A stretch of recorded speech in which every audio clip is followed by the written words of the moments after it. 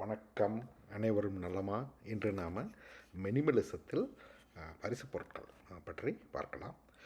பிறந்த நாள், திருமண நாள், இந்த மாதிரி பல முக்கியமான நாட்களுக்கு நாம் ஒருத்தர் மேல் அன்பு இருக்குது அப்படிங்கிற காட்டுறதுக்கு பரிசு கொடுக்கறதுன்னு ஆரம்பித்து இன்றைக்கி வந்து அந்த பரிசின் மதிப்பு என்னவோ அத்தனைக்கு அன்பு கூடுதல். கடன் வாங்கி கஷ்டப்பட்டு பரிசு வாங்கி கொடுத்தா இன்னமும் கூடுதல் அன்பு அப்படிங்கிற மாதிரி ஆயிடுச்சு.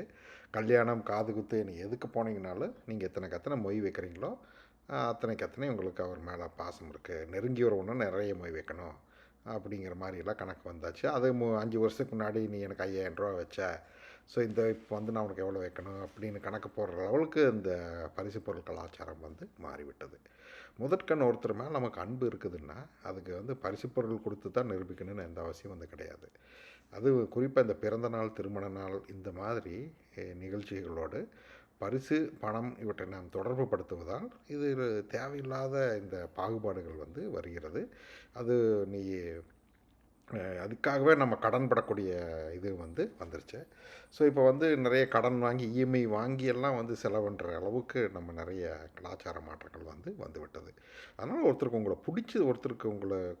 உங்களுக்கு பிடிச்சதுன்னா அவருக்கு தாராளமாக பரிசு வாங்கி கொடுங்க. ஆனால் பிறந்தநாள், திருமண நாள் அப்படிங்கிற சமயத்தில் விலையுயர்ந்த பொருட்களை வாங்கி கொடுக்கறது அப்படிங்கிறத விட அவருக்கு எந்த சூழலில் எப்போ தேவைப்படுதோ, இப்போ குழந்தைக்கு வந்து ஒரு செல்ஃபோன் வாங்கி கொடுக்கணுமா, சரி வா கடைக்கு வா வாங்கி தர்றோம், அவ்வளோதான். எப்போ வேணுமோ அப்போ வாங்கி கொடுங்க.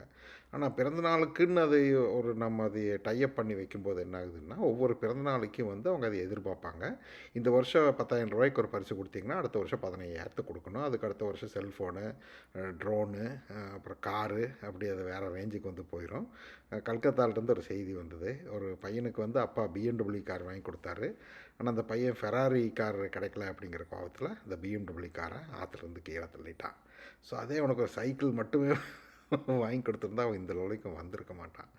ஸோ அதுதான் ஒரு பரிசு பொருள் வந்து நீங்கள் கொடுக்க ஆரம்பிச்சிங்கன்னா இந்த கலாச்சாரம் ஆண்டுக்காண்டு அதை அதிகரிச்சுட்டே தான் போகணும். அதனால் நீங்கள் பிள்ளைகளுக்கு நீங்கள் கொடுங்க, பண்டிகைகளை கொடுங்க, கொண்டாடுங்க. ஆனால் அதை வந்து சிக்கனமாக செய்யுங்க. குடும்பத்தில் இருக்கிறவங்களோட அன்பு, லைக் ஒருத்தருக்கு ஒரு பிறந்தநாள் பரிசு கொடுக்கணுன்னா உங்கள் கைப்பட ஒரு க்ரீட்டிங்ஸ் கார்டு, உங்களுக்கு பிடிச்ச படங்கள் வரைஞ்சி, உங்களுக்கு பிடிச்ச வார்த்தைகள் உங்கள் கையால் சொந்த கையெழுத்தால் எழுதி அதை கொடுத்தீங்க அப்படின்னு நீங்கள் இது முயற்சி எடுக்கிறீங்க. நீங்கள் உட்காந்து நீங்கள் கடையில் போய் ஒரு விலையுந்த கார்டு வாங்கி கொடுக்குறத விட நீங்கள் உங்கள் டைம் எடுத்து ஒரு பேப்பரில் நீங்கள் எழுதி கொடுக்குறதே வந்து உங்கள் எஃபர்ட்டை வந்து அதில் வந்து காட்டுது. ஸோ அந்த மாதிரி டைம் ஸ்பெண்ட் பண்ணுங்கள், அவங்க கூட போங்க. ஒரு கோயில், மசூதி, சர்ச்சு, பார்க்கு, இந்த மாதிரி போய் பீச்சு, இப்படி போய் டைம் வந்து அவங்களோட ஸ்பெண்ட் பண்ணுங்கள்.